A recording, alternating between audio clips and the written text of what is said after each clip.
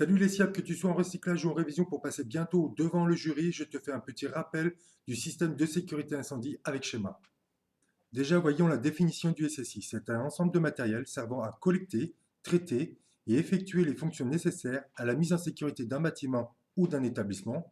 Le SSI a pour but d'assurer la sécurité des personnes, faciliter l'intervention des pompiers, limiter la propagation du feu. Il doit donc détecter l'incendie et mettre automatiquement ou sur intervention humaine en sécurité un bâtiment. Il existe 5 catégories de SSI par ordre de sévérité décroissante, de A à E. Nous verrons ici le SSI de catégorie A en établissement recevant du public étant le plus complet.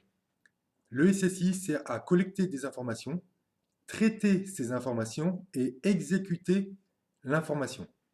Voyons comment il collecte l'information. À l'aide de DAI, les détecteurs automatiques incendie qui peuvent être soit ioniques de gaz de combustion qui sont actuellement en cours de retrait, optiques de fumée, optiques de flamme, thermiques avec les thermostatiques en se déclenchant à une température donnée, soit thermo-vélosymétriques en se déclenchant suite à une augmentation brutale de température sur un temps donné, soit à l'aide des DMA, les déclencheurs manuels d'alarme utilisables par tout public.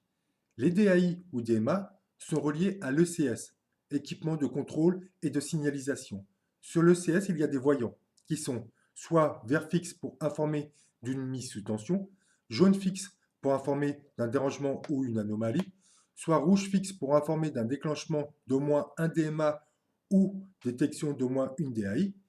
Sur le CS comporte un tableau de signalisation afin de localiser la zone. Il sera adressable si on a une implantation précise sur le numéro du DAI ou du DMA, ou non adressable s'il indique simplement un numéro de zone. Pour pallier à une coupure électrique, l'ECS aura une batterie d'accumulateurs dont l'autonomie est d'au moins 12 heures en veille plus 10 minutes. Ensuite, il traite ces informations.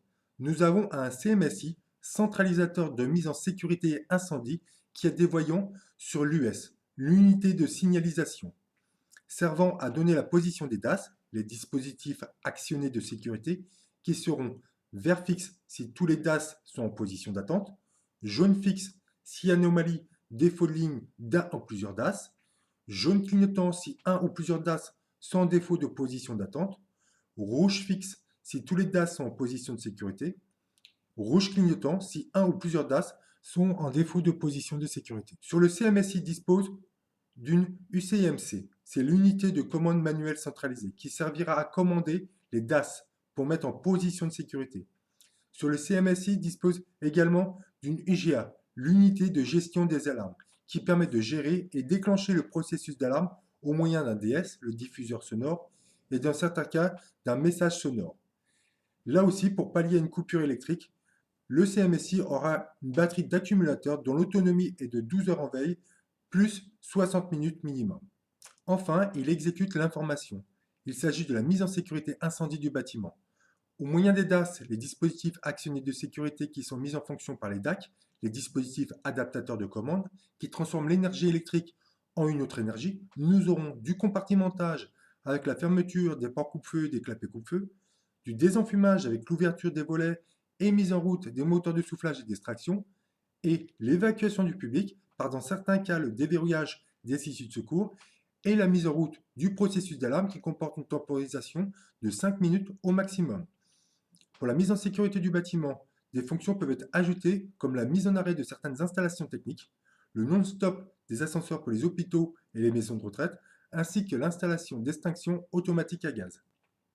Pour mieux comprendre les DAS, je vous ai fait un petit tableau avec le compartimentage pour les portes coupe-feu. Donc on voit que là, que les positions d'attente sont ouvertes, position de sécurité fermée.